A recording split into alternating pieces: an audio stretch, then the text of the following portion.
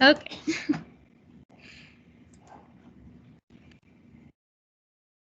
Recording. Okay.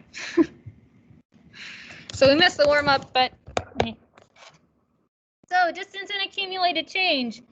Suppose we're talking about a velocity graph and say, so we have something, some kind of object that's going along and it has a velocity of, let's say, 15 miles per hour. And so if this thing is traveling at a constant 15 miles an hour and I wanted to know how far it's going to travel in the first 10 hours that it's going to be traveling, how would you go about figuring that out?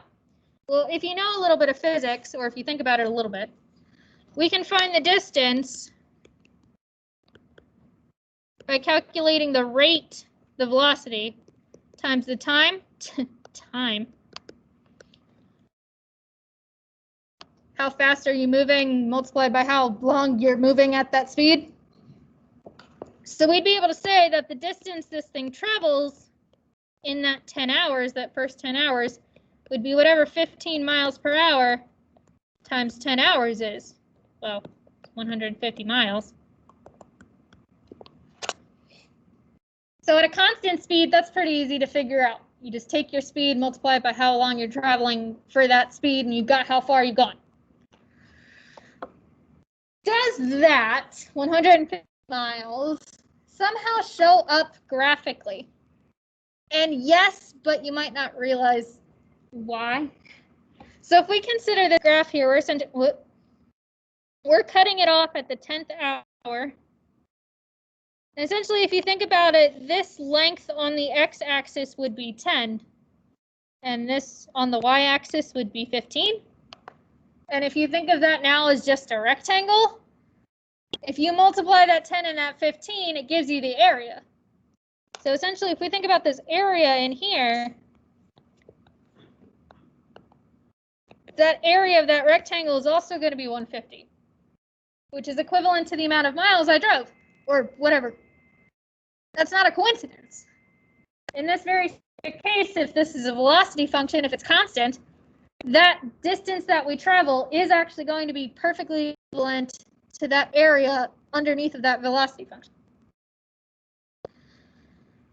Now, what if instead, and I sort of pause every once in a while to let people catch up. What if instead of just a pure constant value the entire time, we have some strange object that can change velocity, let me zoom out a little bit so I can keep that in there a little bit. What if we have some strange object that can change velocity instantly? So it travels first at 6 miles per hour. And then at that 5th hour, it immediately changes to 10 miles an hour. What the heck? So some kind of object that can immediately change its velocity. Well, how far did this thing travel? Well, you could break it up into kind of those two pieces. You could figure out how far it traveled in those first 5 hours and then those last 5 hours. So in those first 5 hours, we would have traveled 6 miles per hour for 5 hours. So we would 30 miles. And then what about in that second part? Well, we were going 10 miles an hour for another 5 hours, from 5 to 10. So we went 50 miles. So in total, we went 80 miles. But again, if you think about these kind of pieces as kind of rectangles, that 30 shows up as the area of that first box, and the 50 shows up as the area of that second box, because we've got 5 and 10 and 5 and 6. That graph is very poorly drawn. It starts at 4. Anyway. So it's still, even though it's a different type of velocity function now that changes randomly, we can still find the total distance traveled if we could calculate the area under that graph. So what relationship do we notice between the distance traveled and the graph? I was kind of already telling us what it was. So the distance traveled is the area underneath the velocity function.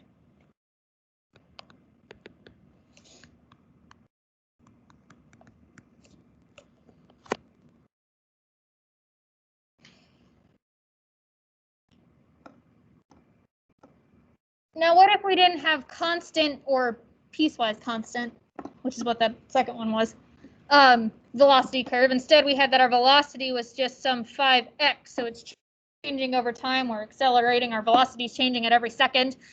Well, I can no longer take rate times time because my rate is changing at every second. So what's my rate at whatever time? Well, I could calculate that, but I'm only going that speed for an instant. So how am I going to be able to calculate rate times time in this situation? Well, I kind of can't. But if we think about it in this way of the area underneath of this function, if I still want to figure out like the distance I travel in that first 10 hours, well, if I cut this off at 10, and I think about it in an area type of idea, I've got a triangle. And hopefully we know the area of a triangle or remember it after a little bit of thought. So we have a triangle here. So if we could find the area of that triangle, we could figure out how far we've traveled. Well, the area under the area of a triangle, if you've forgotten, is 1/2 base times height.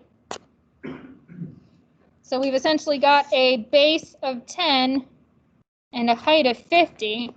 So the distance traveled here would be 1/2 10 times 50. So 250 miles.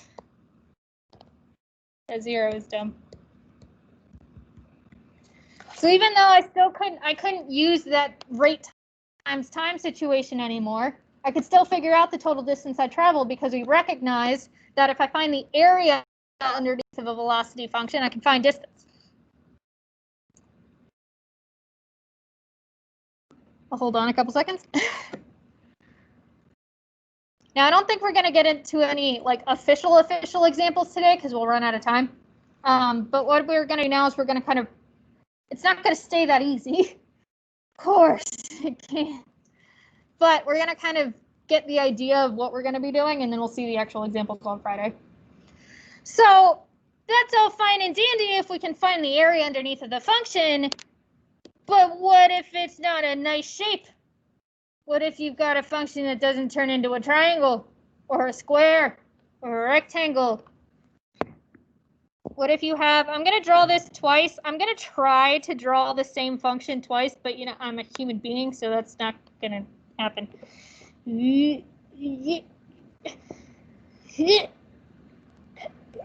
That's pretty good. Anyway, and I want to split this up into a couple sections. And say I want to, you know, break this off there.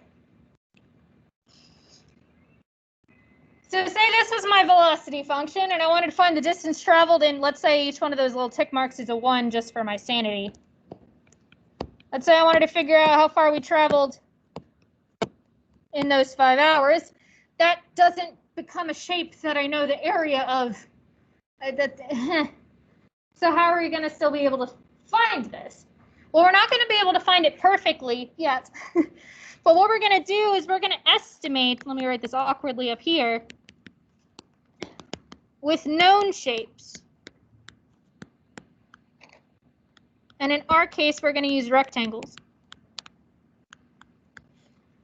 In different situations in a or quote-unquote calculus course, you can also look at things like trapezoids. But that gets messy and gross, and no one likes to take the area of a trapezoid. So we're just going to work with rectangles because they're nice. How the heck are we going to do that? So say I have this function and I want to break it up. I'm essentially breaking it up. I'm breaking it up into like these 1, 2, 3, 4, 5 pieces. I was going crazy. I thought it wasn't going to be 5. And again, same function in the second piece. It's going to be different in just a second. So essentially breaking this function up into 5 different pieces. And what I can do is I can take a rectangle, put it in each section, and just use that rectangle to estimate the area. Now, essentially here is going to be our width. You know, however big your, I'm going to start calling them intervals because that's how I'll phrase them later. So however far apart your intervals are is going to be the width. So in this case, since I named them all up by 1, the width of each of these rectangles would be 1. But the thing that then becomes the question is, what is my height of my rectangle? Because I have, you know, all these different y values in each section because it's not constant anymore. So which one do I pick? And again, there's a bunch of other ways you can do it, but in our case, we're going to pick one of 2 options. So notice that if I broke it up into these 5 pieces, I kind of have these endpoints, if you will, where I'm breaking them up. So let me mark all of those y values on this function.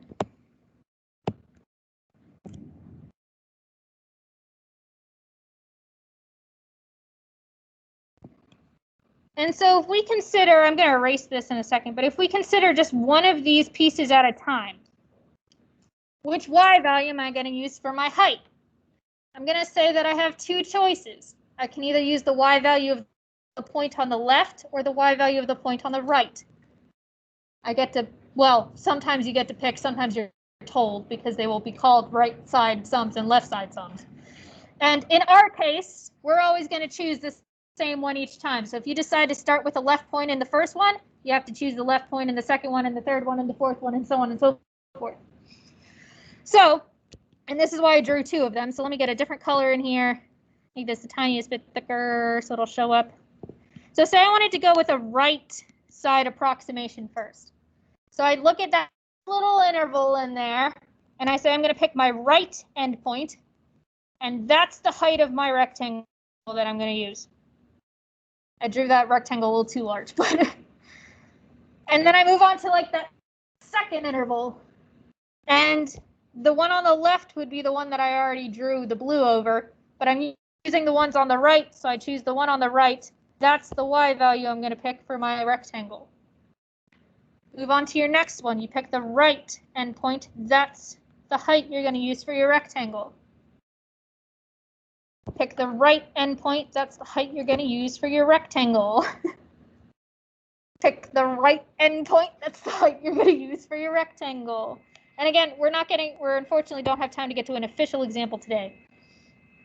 Notice that there's one left over on the left.